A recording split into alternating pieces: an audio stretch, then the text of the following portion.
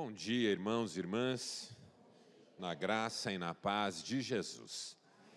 Quero convidar você a, por gentileza, abrir sua Bíblia comigo na carta do apóstolo Paulo aos Romanos. Nós vamos ler tanto no capítulo 4 como no capítulo 5. No capítulo 4, nós vamos ler a partir do verso 18. E vamos avançar pelo 5º capítulo até o verso 11.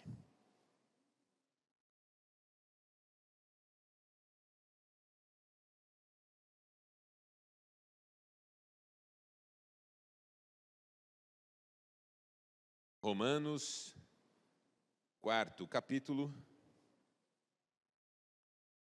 verso 18, diz assim a palavra de Deus. Abraão, contra toda esperança, em esperança creu, tornando-se assim pai de muitas nações, como foi dito a seu respeito. Assim será a sua descendência. Sem se enfraquecer na fé, reconheceu que o seu corpo já estava sem vitalidade, pois já contava cerca de 100 anos de idade, e que também o ventre de Sara já estava sem vigor. Mesmo assim, não duvidou nem foi incrédulo em relação à promessa de Deus, mas foi fortalecido em sua fé e deu glória a Deus, estando plenamente convencido de que ele era poderoso para cumprir o que havia prometido. Em consequência, isso lhe foi creditado como justiça.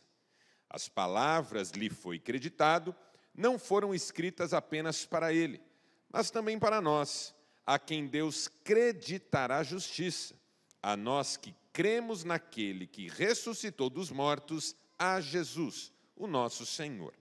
Ele foi entregue à morte por nossos pecados e ressuscitado para a nossa justificação.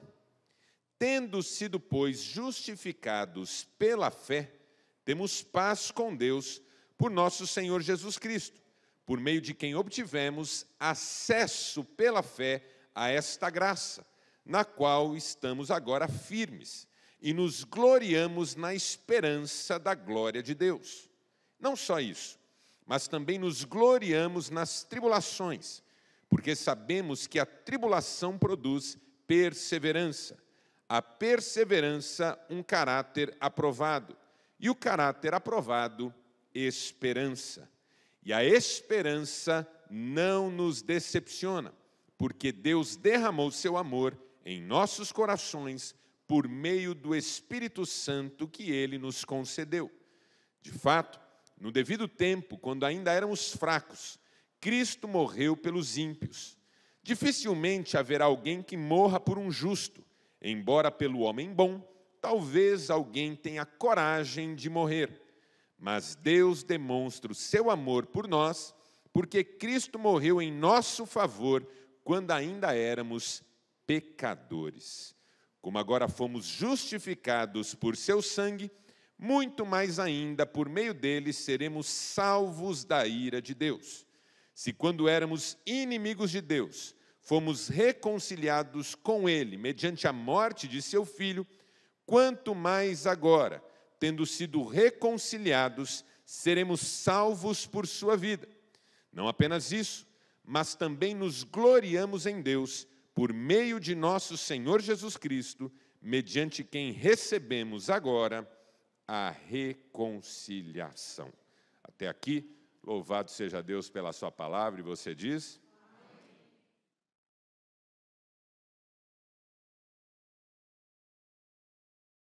Imagine que você tem um inimigo. Talvez você de fato tenha. O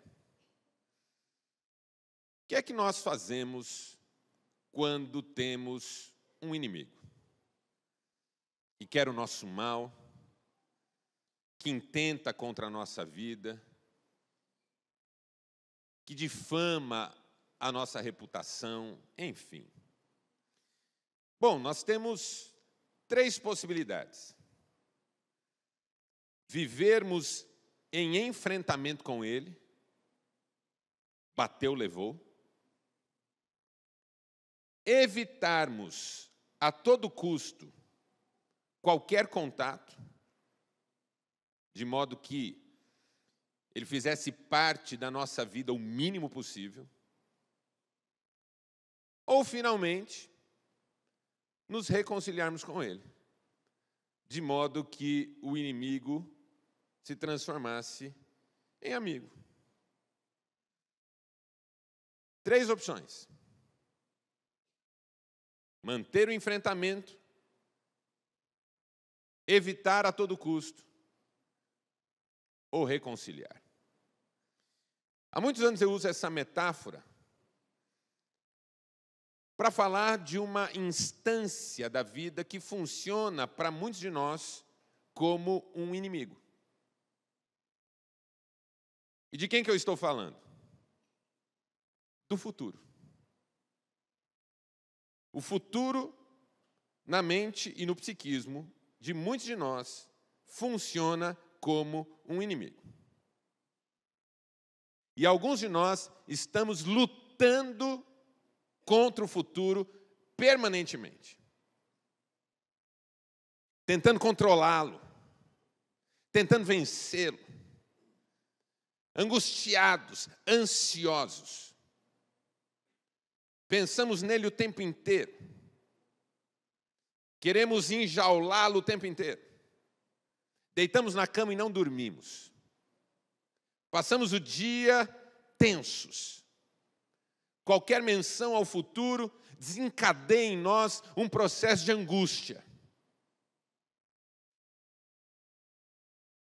E alguns já estamos bastante cansados disso, de viver essa relação tensa, lutada, infinda com o futuro. Alguns de nós dizem para si mesmos: não vou pensar no futuro. Vou evitá-lo a todo custo. Não quero saber. Vou fingir que ele não existe. Um dia de cada vez.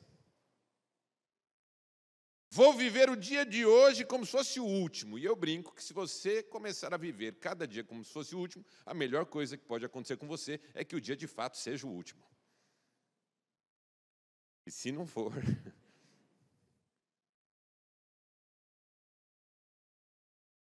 Sabe aquela pessoa que faz uma dívida enorme dizendo: só se vive uma vez, vai que eu morro hoje, e não morre?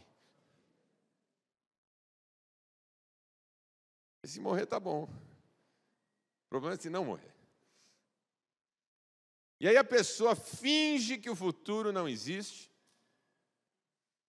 não se coloca a lançar sementes para colher no futuro, e um dia, certamente, colherá consequências desastrosas dessa atitude. Afinal de contas, o futuro é uma realidade. O quanto o futuro será uma realidade extensa ou menos extensa para cada um é outra coisa. Mas a vida seguirá. E até que Jesus volte, a vida seguirá. E quando Jesus voltar, um futuro absoluto, eterno, se descortinará diante dos nossos olhos. Mas você pode ter uma terceira relação com o futuro, que não consista nem de lutar com ele permanentemente, nem de evitá-lo a todo custo, mas de fazer amizade com ele. Olhá-lo com simpatia, aguardá-lo com expectativa, celebrar o fato de que ele está nas mãos daquele que conhece todas as coisas. E quando eu e você fazemos amizade com o futuro, o temor em relação a ele se vai. A angústia que ele gera se vai. E o nome que eu dou a essa amizade com o futuro, o nome que você pode dar a essa amizade com o futuro, o nome que a Bíblia dá à amizade com o futuro é esperança. Esperança é o nome que nós damos para a nossa relação de amizade com o futuro. O futuro não mais como inimigo. O futuro não mais como essa instância contra a qual eu luto incessantemente. O futuro não mais como essa instância que eu nego e a qual eu resisto profundamente. Mas o futuro como algo que eu celebro, como algo que eu sei que está nas mãos de Deus, como algo que enche a minha mente e o meu coração de poderosas expectativas. Esperança. Essa é uma das marcas mais poderosas, mais evidentes na vida de qualquer cristão. Esperança. Todo cristão é um cavaleiro da esperança. Todo cristão é um depósito a fluir e a transbordar de esperança. Todo cristão tem esperança, porque o seu futuro está guardado, garantido nas mãos de um Deus que não pode falhar. Esperança. Infelizmente, muitos nos nossos dias têm perdido a esperança. Há um ditado que diz: a esperança é a última que morre. E eu tenho dito que eu não sei se a esperança é a última que morre. O que eu sei é que depois que a esperança morre, o que quer que fique vivo não serve para muita coisa. Jürgen Moltmann escreveu que viver sem esperança é como não viver mais. Viver sem esperança é como não viver mais. Por isso que o tempo inteiro a Bíblia Sagrada nos insiste conosco, nos inflama a alma no sentido de termos esperança. E o apóstolo Paulo foi um mensageiro da esperança. Na carta aos Romanos, ele fala o tempo inteiro em esperança.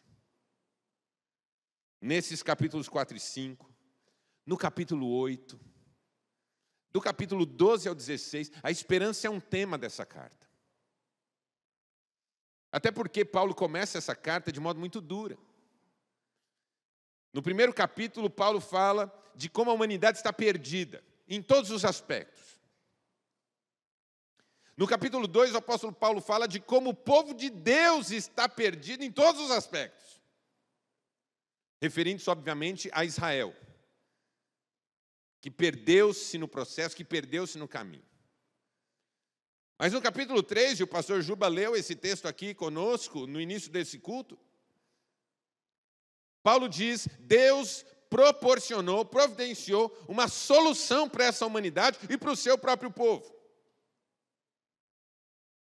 Enviou o seu Filho, Jesus Cristo, para pagar o preço da nossa desgraça, para pagar o preço dos nossos pecados, para morrer na cruz em nosso favor, para ressuscitar e nos abrir as cortinas de um futuro glorioso.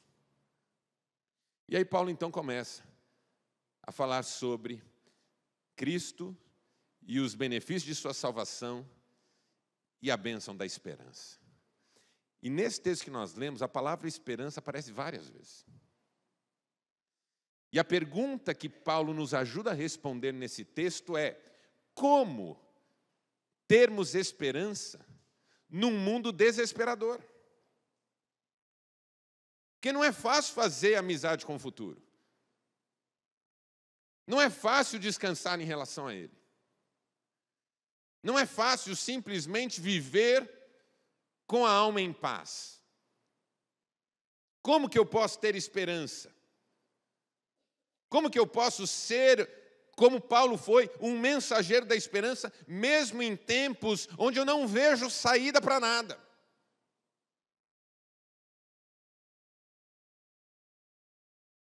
Mark Shaw escreveu um livro chamado Lições de Mestre, em que ele cita um teólogo muito interessante da fé cristã chamado Winfred Newman, que tinha uma frase muito curiosa, porque ele dizia assim: não há situações desesperadoras.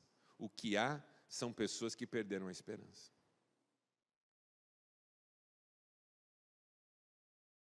Curioso. Não há situações desesperadoras. O que há são pessoas que perderam a esperança. Porque o crente sabe,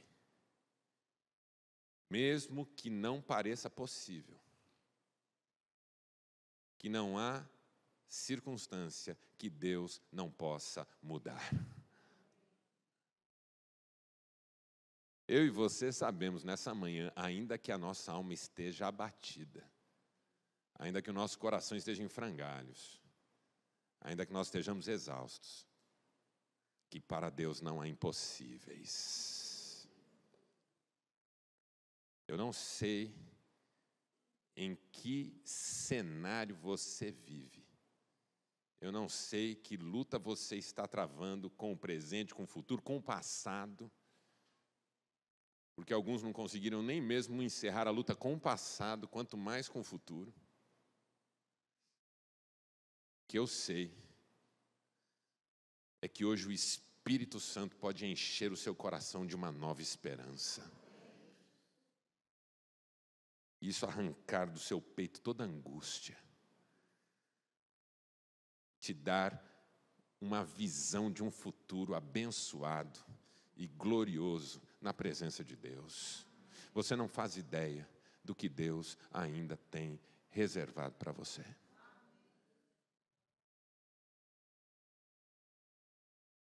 Esperança.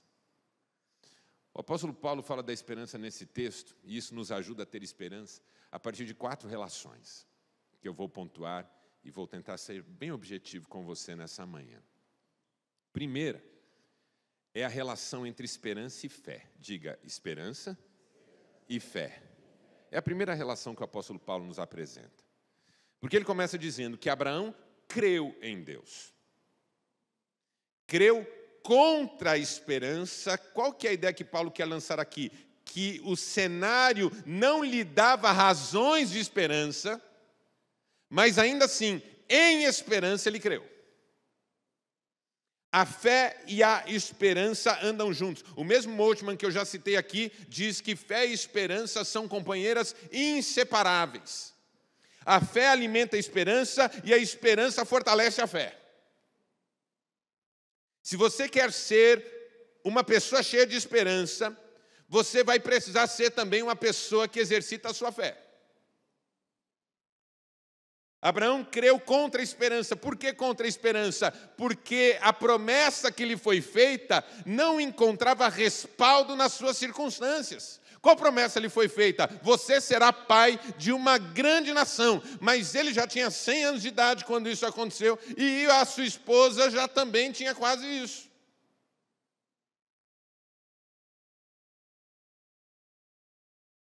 Paulo usa até uma expressão curiosa falando de Abraão. Estamos entre adultos aqui, mas Paulo fala assim: Abraão já estava até adormecido. Não funcionava mais. Sara também já não estava mais em condições. Que chances essa promessa tinha de se cumprir?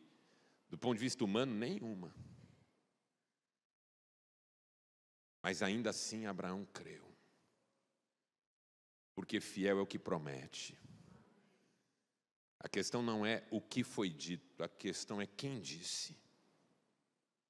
A questão não é o que foi prometido, a questão é quem prometeu. Porque se a promessa é esdrúxula do ponto de vista da sua relação com a realidade, ela é factível do ponto de vista da sua relação com quem lhe fez.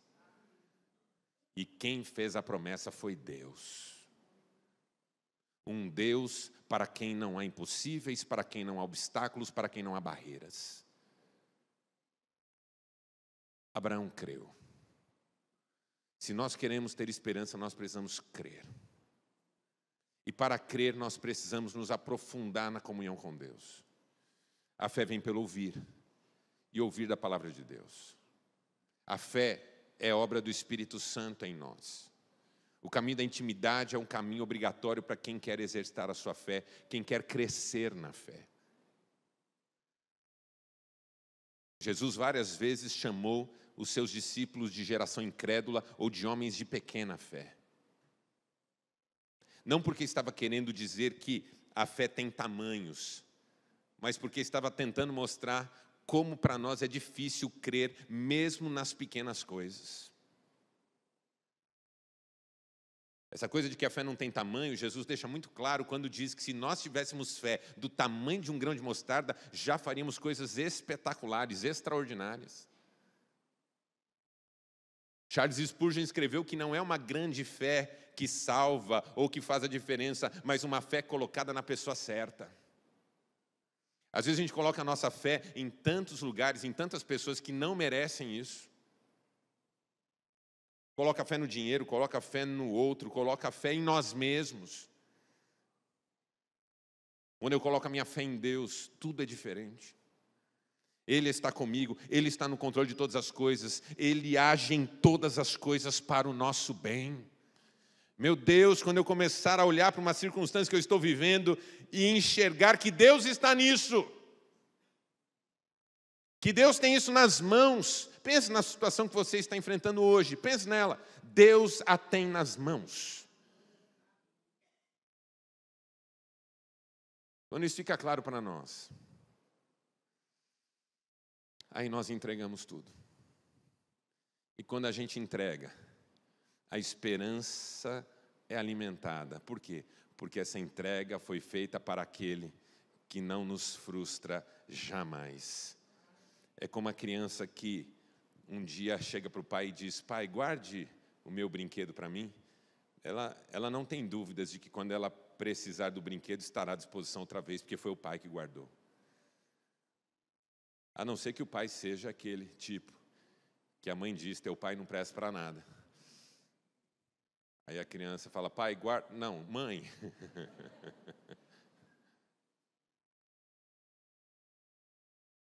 A criança, quando entrega, não tem dúvidas de que está em boas mãos. O problema é que às vezes a gente não entrega porque não confia que estará em boas mãos. Nas nossas é melhor. Aí você pensa racionalmente: mas espera aí, na minha mão é melhor que na mão de Deus? Certamente não, mas no coração é como se fosse. Porque ao invés de entregar, continua na sua. Em vez de ser do jeito de Deus, continua do seu jeito. Eu quero desafiar você nessa manhã a crer que Deus é poderoso para fazer infinitamente mais do que tudo que pedimos ou pensamos. E aí você olha para esse lugar que você está e para o futuro que Ele desenha e diz: não. Esse futuro que a circunstância desenha não é o futuro que Deus tem para mim.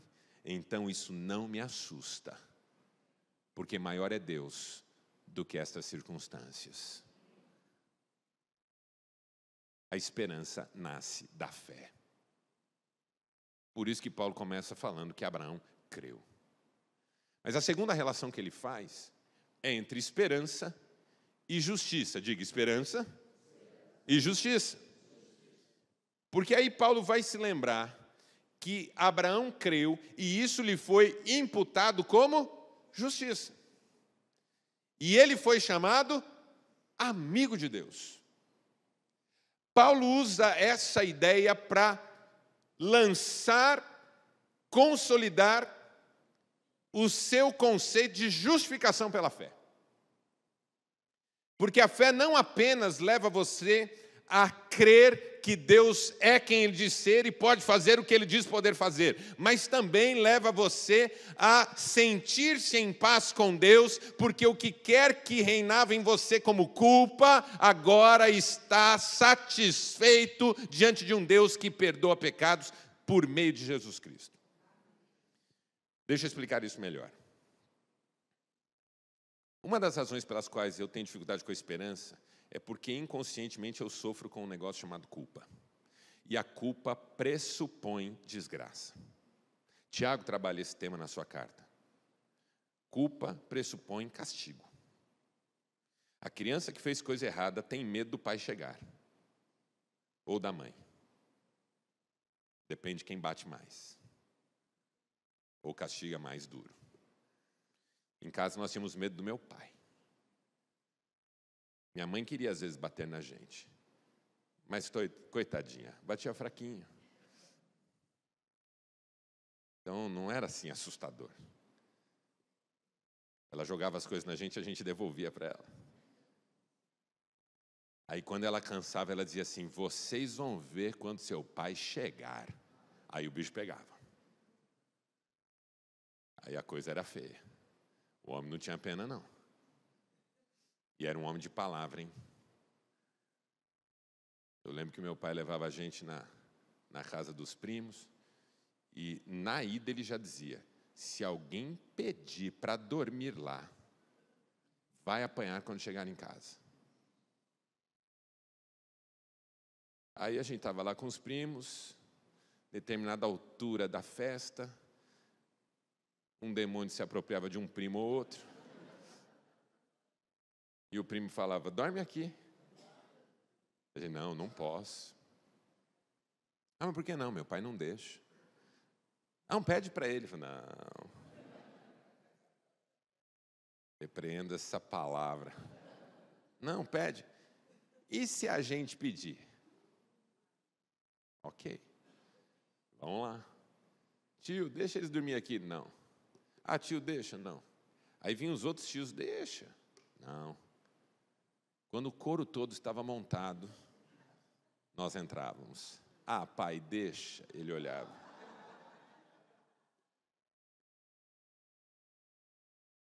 Terminava a festa, nós entrávamos no carro. Ele olhava para trás e dizia: quando chegar em casa, vocês vão apanhar. E era 45 minutos de viagem entre a zona leste de São Paulo e a oeste, onde morávamos. Primeiros 15 minutos, nós íamos chorando. Segundos 15 minutos, nós íamos adorando e glorificando ao Senhor,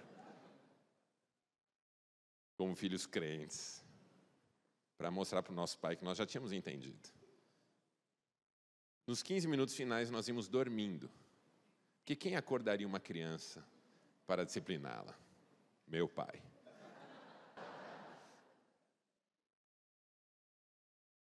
Pegava em casa os 3 para o quarto. Então, assim, como nós sabíamos que tínhamos errado, nós sabíamos que íamos ser disciplinados. Então, o futuro era para nós um problema. Que esperança ter, se eu sei que mereço o pior?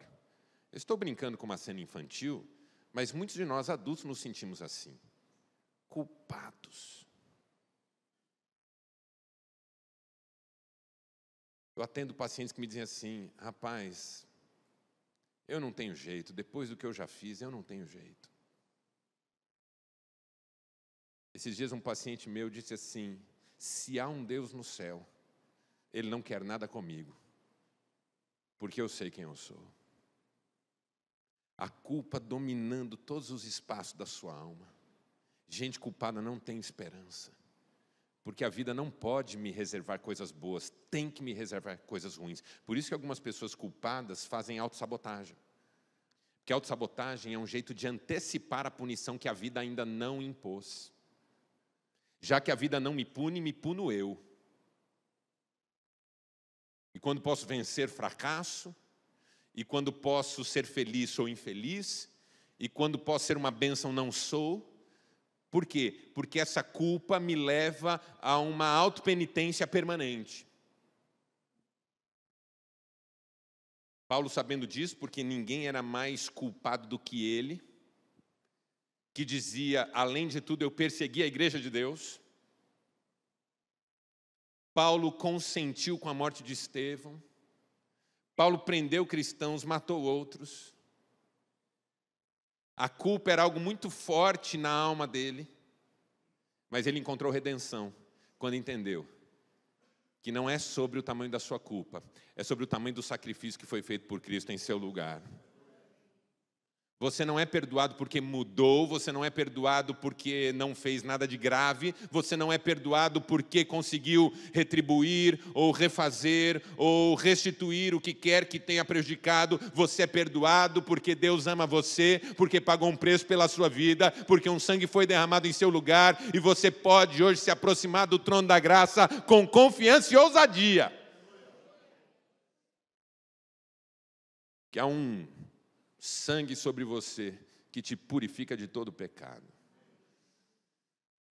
Então agora eu olho para o futuro e eu tenho esperança, porque a punição não virá. Não porque eu não a mereço, eu continuo merecendo-a. Por isso que é justificação e não inocentação.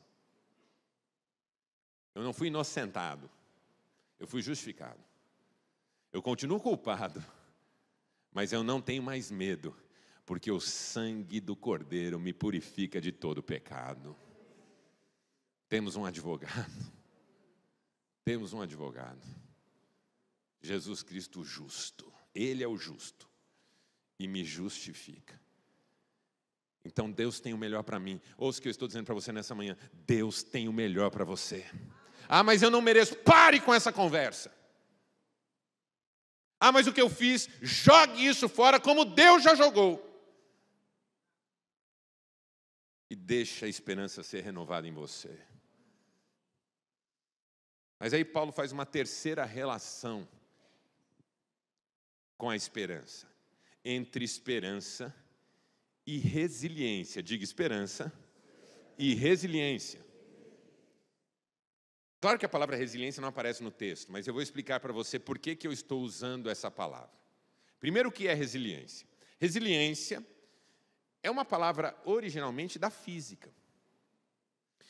E indica a capacidade de um objeto de regressar à sua condição original, mesmo depois de ter sido submetido a grandes pressões. Pense uma bolinha de borracha, que ao longo do dia é lançada na parede, o carro passa por cima, o cachorro morde, e no final do dia ela está perfeita do jeito que estava no começo do dia. Isso é resiliência. Ela foi amassada, ela foi mordida, ela foi pressionada, ela foi atacada, mas no final do dia ela se recompôs, ela está como era antes. Aí a psicologia foi lá, pegou essa palavra e aplicou às questões emocionais e da alma. O que é uma pessoa resiliente? É uma pessoa que se recompõe. É uma pessoa que mesmo apanhando se levanta. O livro de Provérbios fala de resiliência quando diz que ainda que um justo caia 7 vezes ele tornará a erguer-se. Isso é resiliência. Resiliência não é sobre você não apanhar, não sofrer, não passar por nada. É sobre você continuar em frente apesar de tudo. O apóstolo Paulo diz que por causa da esperança nós nos gloriamos na tribulação. Porque a tribulação produz perseverança. A perseverança é um caráter aprovado. Caráter aprovado a esperança. Essa ideia de nos gloriamos na tribulação é forte, porque sugere que a tribulação tem papel na construção da esperança. A esperança, de algum modo, precisa da tribulação para se constituir e se fortalecer. Quem não passa por nada, de algum modo não constrói uma forte esperança. Por quê? Porque, de certo modo, não conhece a sua capacidade de recomposição.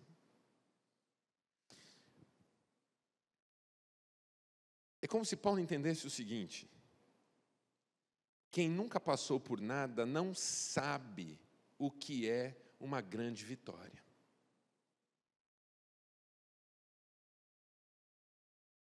C.S. Lewis escreveu uma frase em que ele diz assim: não é a felicidade contínua, mas a alegria momentânea que glorifica o passado. Eu vou explicar o que eu entendi quando ele escreveu isso. Que se você olha para trás na sua história e não aconteceu nada, é como se você não tivesse história para contar.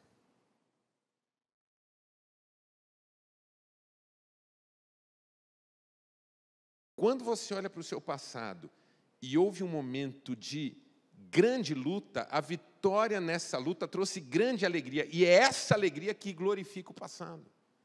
No sentido de que coloca uma história para contar nos seus lábios. Você nunca vai ouvir uma pessoa que vai contar a sua história dizendo: então, minha vida foi tranquila até aqui, não aconteceu nada. Quando eu tinha 5 anos, eu tinha 5 anos e nada aconteceu. Quando eu tinha 8 anos, eu tinha 8 anos e nada aconteceu. Quando eu tinha 12, eu falei: já entendi, chega. Não é só porque a gente tem alegria ou prazer na tragédia, mas é porque, de alguma maneira, nós somos frutos de nossas lutas e vitórias.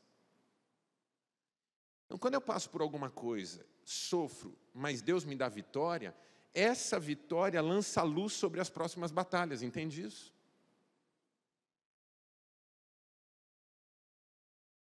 A tribulação é o processo através do qual Deus ensina a você e a mim que aquele que esteve conosco na luta passada está conosco nessa luta e estará conosco na luta futura. Por isso que o tempo todo Deus prova Israel. Veja, quando Deus manda Moisés tirar o povo do Egito, Deus mesmo vai lá dizer para o faraó não deixar. Uma coisa meio bipolar, né? Deus chama Moisés e fala: Moisés, vá até o Egito e diga para o faraó: faraó, deixa sair meu povo para prestar-me culto. Aí Moisés está indo, Deus vai lá primeiro e fala para o faraó: Moisés vai vir aí, não deixem, cara. Porque a Bíblia diz que Deus endureceu o coração do faraó. Então o mesmo Deus que mandou Moisés pedir, mandou. Deus é igual a minha avó. Minha avó falava para minha mãe assim: pede para o teu pai. Aí ela pedir, meu avô olhar para minha avó fazia assim, ó. Espetacular. Deus é igualzinho.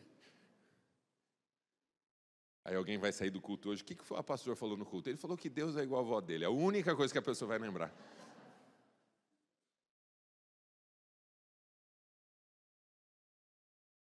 Mas porque Deus endureceu o coração do faraó, ele enviou as 10 pragas.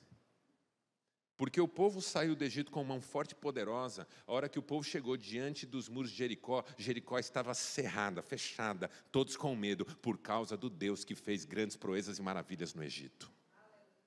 Ou seja, aquela luta passada, aquela situação passada, aquela provação passada, gerou uma nova situação de fé, de confiança e de certeza de que o Deus que está conosco vai fazer o seu milagre. Então a tribulação ela vai me forjando nessa forja em que eu aprendo a confiar em Deus, porque a cada luta vencida eu tenho a certeza de que não há luta que eu não possa vencer nele. Nele. Então olhe para mim. Você que está sofrendo e passando por uma luta agora, você sabe que você já venceu outras até maiores.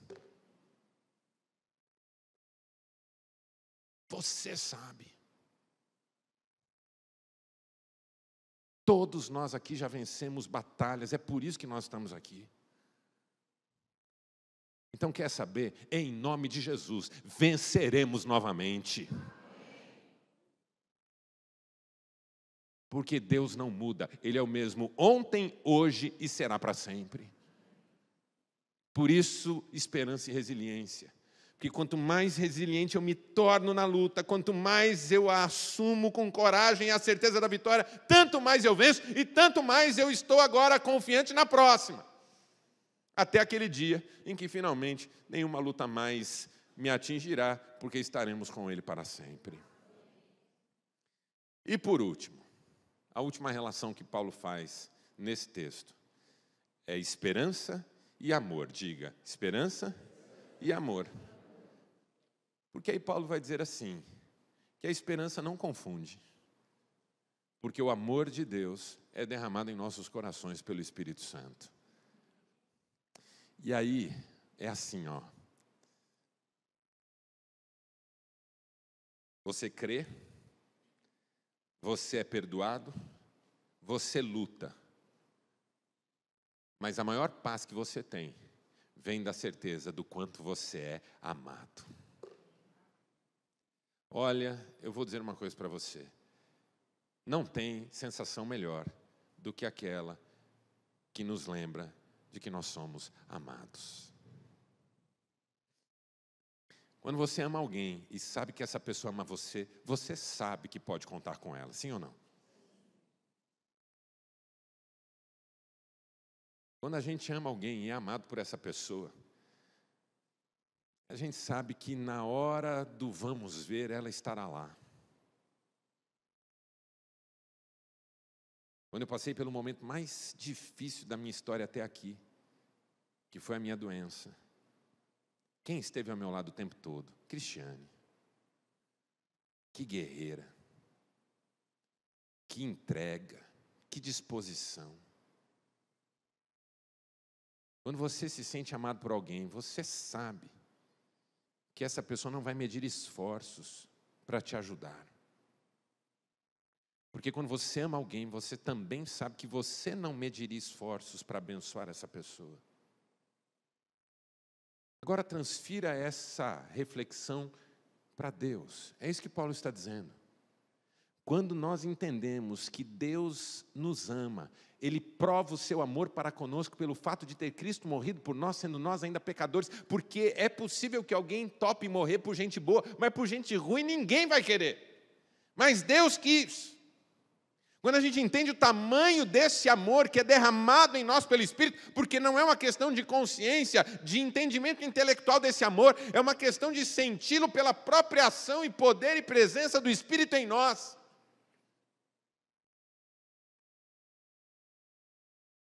Não há como não pensar que Deus fará tudo em nosso favor. O apóstolo Paulo leva essa reflexão até as últimas consequências, quando lá no capítulo 8, que é o capítulo brilhante da carta aos Romanos, é igual a Hebreus 11, é igual ao Salmo 23, é aquele capítulo emblemático que fala tudo. Paulo, a partir do versículo 31, vai perguntar assim: que diremos, pois, à vista dessas coisas? Se Deus é por nós, quem será contra nós? Aquele que não poupou seu próprio filho, antes o entregou por amor de todos nós, como não nos dará juntamente com ele e de graça todas as coisas? Quem tentará acusação contra os escolhidos de Deus? É Deus quem os justifica. Quem os condenará foi Cristo que morreu e que ressuscitou e está sentado à destra de Deus. Paulo termina dizendo: porque eu estou convencido que nem a morte, nem a vida, nem principados, nem potestades, nem alturas, nem profundidades, nem coisas do presente, nem do porvir, nem qualquer outra criatura poderá nos separar do amor de Deus que está em Cristo Jesus, o nosso Senhor. O dia que você entender o quanto você é amado, a esperança vai inundar a sua alma. Porque Deus me ama. O que eu estou vivendo não é porque eu fui esquecido. O que eu estou vivendo não é porque eu sou fraco. O que eu estou vivendo não é porque o diabo é forte. O que eu estou vivendo tem alguma relação com o fato de que Deus me ama. Deus me ama. Feche seus olhos por um instante. Quero orar com você. Não existem situações desesperadoras, apenas pessoas que perderam a esperança. Hoje eu quero orar com gente que está um tanto sem esperança. Hoje eu quero orar com gente que precisa que a esperança lhe seja restaurada. Hoje eu quero orar com você que quer fortalecer a esperança. Você que tem vivido uma relação de inimizade com o futuro, mas hoje quer fazer amizade com Ele. Esperança é o nome dessa amizade. O futuro não me assusta mais. O futuro não me pega mais angustiado. O justo não teme más notícias, porque Deus está no controle de todas as coisas, e Ele age em todas as coisas para o nosso bem. Jeremias, no capítulo 29, verso 11 do seu livro diz: eu é que sei, diz o Senhor, os planos que tenho a respeito de vocês, são planos de paz, não de mal, para que vocês tenham esperança e futuro. E futuro. Quantos estão precisando de esperança nessa manhã? Se você puder, ajoelhe-se onde você está. Eu quero orar com você.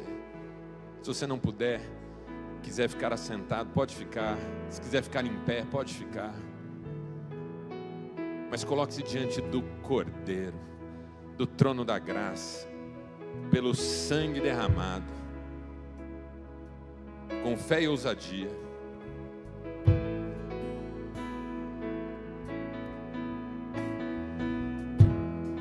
Hoje é dia de renovar a esperança em Deus, em Deus, em Deus, em Deus.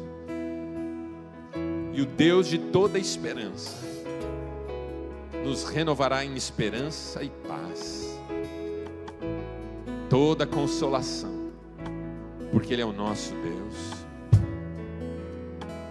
Pai, eu quero orar nesta hora por todos aqueles que estão frágeis de esperança, aqueles que estão desanimados, abatidos, cansados, exauridos, aqueles que já não conseguem dormir, já não conseguem ter paz, que estão olhando para o futuro com terríveis expectativas de dor, sofrimento, perdas, faltas. Meu Deus, nessa manhã nós queremos nos colocar diante de Ti em esperança, porque o nosso futuro a Ti pertence. O desenho que a nossa mente faz dele nada tem a ver com os Teus propósitos maravilhosos para nós. Então nós rejeitamos a nossa visão de futuro e abraçamos a Tua nessa manhã. Eu sei que há pessoas aqui que, por causa do tamanho da sua luta, não conseguem enxergar luz no final do túnel. Mas nessa manhã, Pai, eu declaro que a luz de Cristo brilhará no horizonte da nossa vida, e nós não temeremos, porque Tu estás conosco. Tu estás conosco. Tu nos guias, Tu cuidas de nós. Pai, nessa manhã eu Te peço, derrama um bálsamo de esperança sobre o Teu povo.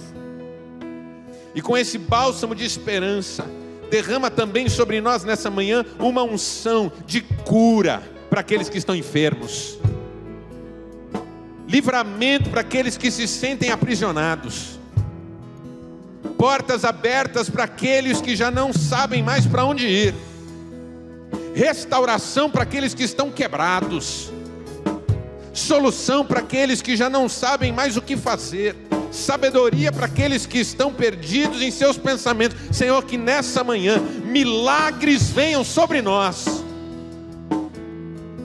e a nossa fé será aumentada, e a nossa paz na justiça de Cristo será aumentada, e a nossa resiliência será aumentada, e a nossa certeza do Teu amor por nós será aumentada, e o descanso virá, e a alegria virá, e a esperança virá. Pai, em nome de Jesus, enche o Teu povo nessa manhã de esperança. Abençoa cada pessoa que está aqui. É a minha oração, em nome de Jesus. Amém e amém. Vamos ficar em pé e vamos louvar a Deus com alegria nessa manhã, declarando que Ele é maior do que tudo. Não há nada, nada melhor, não há nada melhor, não há nada, melhor que o meu Deus. Não há nada, nada melhor, não há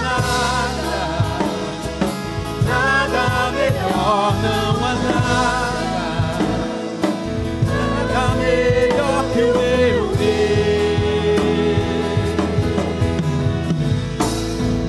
Traz a vida ao sepulcro, faz de ossos soldado, faz do mar um caminho, o Senhor pode fazer, só o Senhor pode fazer, só o Senhor pode fazer.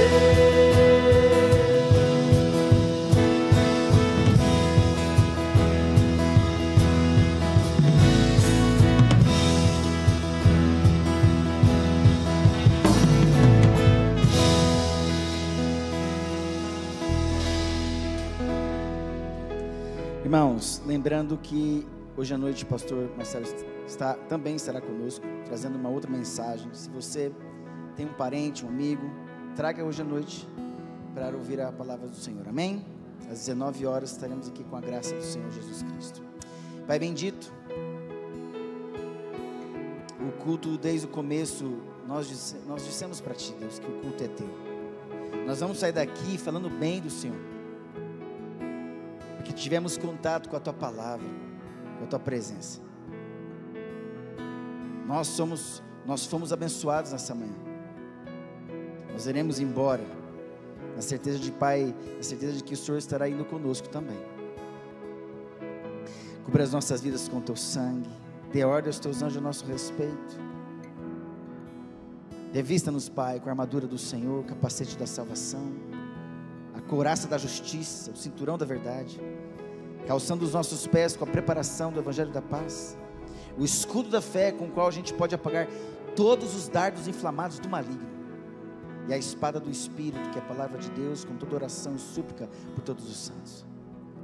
Envia-nos, Pai, em paz para as nossas casas. Queremos ter uma tarde gostosa na Tua presença, um almoço gostoso junto com o Senhor, e prepara o nosso coração para logo mais à noite, onde nós ouviremos um pouco mais a Tua palavra, e recebe, Pai, a glória de tudo isso. Povo de Deus, receber a bênção do Senhor.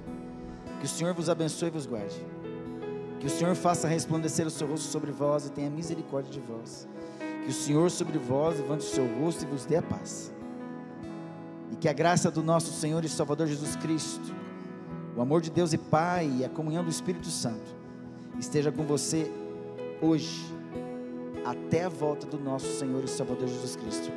Amém e amém. Dê um abraço no seu irmão, em nome de Jesus.